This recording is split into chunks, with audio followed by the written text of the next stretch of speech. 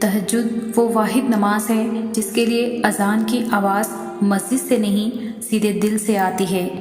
تہجد نام ہے اس سکون کا جس میں میری اللہ تعالیٰ سے طویل گفتگو ہو جاتی ہے۔ وقت تہجد خاموش آنکھوں سے بہتے آنسوں اور اللہ تعالیٰ کے سامنے بیٹھے بے بس انسان کی فریادیں کبھی ضائع نہیں ہوتی۔ تمہاری تہجد کی دعائیں اللہ تعالیٰ تک پہنچ گئی ہیں، اب تمہیں صبر کا پہلو تھامے رکھنا ہے، کیونکہ جو ہوگا وہ معجزہ ہوگا۔ تہجد تو اللہ تعالیٰ کی لاڈلی عبادت ہے، تو سوچو تہجد گزار اللہ تعالیٰ کا کتنا لاڈلا ہوگا۔ تہجد میں دعا کرنے کی توفیق ملنا اصل میں اشارہ ہے کہ تم ادھر دعا کرو گے اور ادھر اللہ تعالیٰ قبول کر لے گا۔ تہجد محبت کی ایک کہانی ہے جو سارے عرش بیٹھ کر سنی جاتی ہے۔ دل کی باتیں اللہ تعالیٰ کو سنانے کے لیے غم کے ماروں کا سہارا تو تہجد ہے۔ محبت کی مختصر سی کہانی ہے میں، میرا اللہ اور وقت تہجد۔ بعض اوقات ایسا ضرور لگتا ہے کہ شاید ہماری دعائیں تہجد سے بھی پوری نہیں ہو رہی، اور ایسا بھی لگتا ہے کہ شاید سب کچھ وہی کا وہی رکا ہوا ہے جیسے تہجد پڑھنے کے پہلے تھا، کیونکہ بعض دعائیں ایسی ہوتی ہیں جو اس لمحے میں مانگی اور دوسرے لمحے میں قبول ہو گئی۔ بعض دعائیں ایسی ہوتی ہیں کہ آج مانگی اور کل مل گئیں، اور بعض ایسی ہوتی ہیں کہ ان کے لیے ہمیں مہینوں تک کا یا کبھی کبھار سالوں تک کا انتظار کرنا پڑتا ہے، لیکن اس کا مطلب ہرگز یہ نہیں ہوتا کہ وہ دعائیں قبول نہیں ہوں گی۔ بس ہر آزمائش کا وقت مقرر ہے، اس مقرر وقت تک ہمیں صبر کرنا ہے اور مانگتے رہنا ہے۔ اور ایک بات زندگی میں ہمیشہ یاد رکھنی ہے کہ دعائیں ہمیشہ قبول ہوتی ہیں، ہمیشہ۔ اور تہجد کی دعائیں تو ہوتی ہی ایسی ہے جس کے نصیب میں کن کے سوا کچھ بھی نہیں ہوتا۔ تہجد کی دعائیں بڑی اسٹرانگ دعائیں ہوتی ہیں، اتنی اسٹرانگ کہ بندہ بھلے ہی ٹوٹ جائے لیکن یہ نہیں ٹوٹتی تب تک جب تک اللہ کا پیار نہ لے لے۔ تبھی تو اللہ کو یہ سب سے پیاری ہوتی ہے، کیونکہ یہ اس بچے کی طرح اللہ کو مناتی ہے جو بچہ ماں کو منانے کے لیے ماں سے چپکتا رہتا ہے، جو کبھی ماں کو چومتا ہے تو کبھی ماں کو محبت سے دیکھتا ہے، اور پتہ ہے ماں تو تب بھی مان جاتی ہے جب اسے منایا نہیں جاتا۔ تو وہ تو اللہ ہے، پیار کرنے والا، رحم کرنے والا، بہت محبت کرنے والا اللہ۔ وہ تو کہتا ہے میرے بلانے پر ہی تو تہجد تک آئے ہو، تو پھر میں کیسے خالی ہاتھ لوٹا دوں تمہیں؟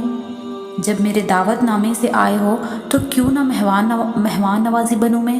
وہ دیتا ہے، بہت دیتا ہے، بار بار دیتا ہے۔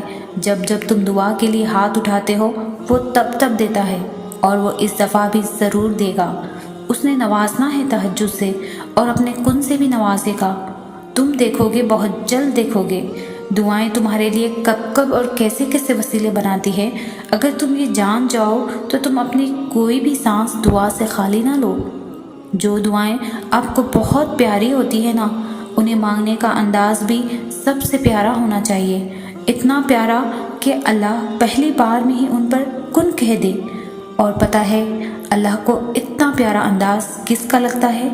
تہجد کا، تہجد پڑھنے والوں کا۔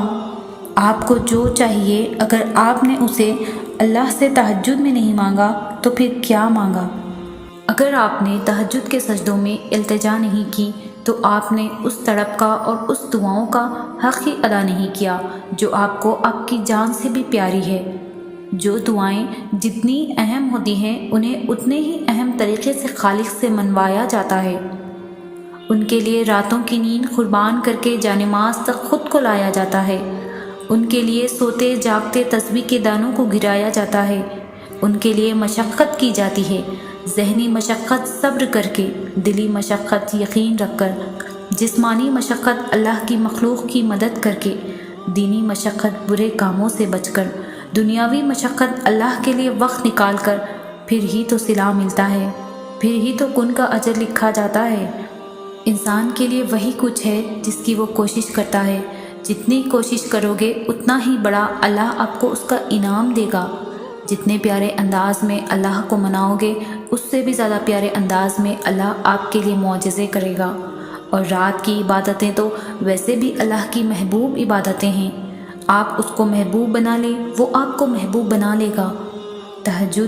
تہجد وہ نماز ہے جس کے بارے میں رسول اللہ صلی اللہ علیہ وسلم نے فرمایا، اس نماز کی محض نیت کر لینے کا ہی اتنا اجر ہے کہ اگر کوئی تہجد کی نماز پڑھنے کی نیت کر کے بستر پر لیٹا اور سو گیا کہ کچھ دیر بعد اٹھ کر پڑھیں گے لیکن اس کی نیند نہ ٹوٹ سکی، تو اس کے لیے صرف اس نیت کر لینے کا ثواب ادا کی ہوئی نماز جتنا ہوگا۔ جس نماز کی بس نیت کر لینے کا ہی اتنا اجر ہے تو پھر سوچو تمہارے سجدے کیا کچھ نہیں کر سکتے۔